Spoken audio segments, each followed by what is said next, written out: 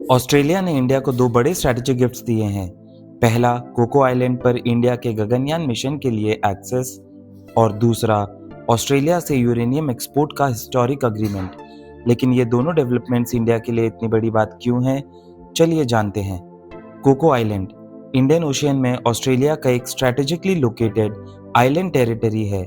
Australia ने announce किया है कि यहाँ इंडिया के गगनयान ह्यूमन स्पेस मिशन के लिए एक temporary space trekking terminal establish किया जाएगा। ये स्टेशन मिशन के दौरान स्पेसक्राफ्ट को ट्रैक और कम्युनिकेट करने में मदद करेगा। कोको आइलैंड की लोकेशन बहुत ही स्ट्रैटेजिक है। ये इंडियन ओशियन और मलाक्का स्ट्रेट के पास है, जहाँ से दुनिया के सबसे बिजी शिपिंग रूट्स गुजरते हैं।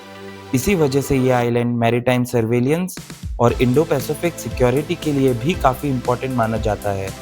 हालांकि इस एग्रीमेंट के तहत इंडिया को आइलैंड का ओनरशिप या मिलिट्री बेस नहीं मिला है। फिलहाल फोकस स्पेस कोऑपरेशन पर है। इसी समिट में एक और हिस्टोरिक ब्रेक थ्रू हुआ।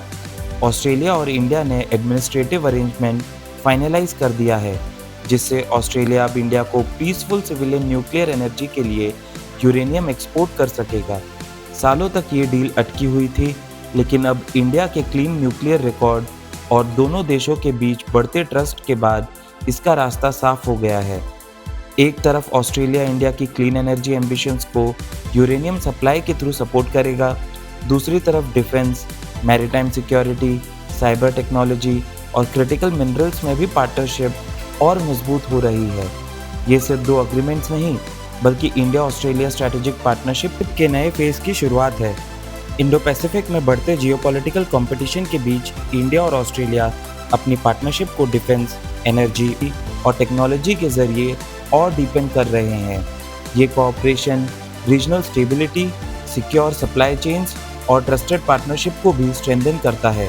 तो ऑस्ट्रेलिया ने इंडिया को कोको आइलैंड नहीं दिए, लेकिन गगनयान के लिए स्ट्रैटेजिक एक्सेस ज़रूर दिया है, और यूरेनियम डील ने दोनों देशों के रिलेशंस को एक नए लेवल पर पहुंचा दिया है।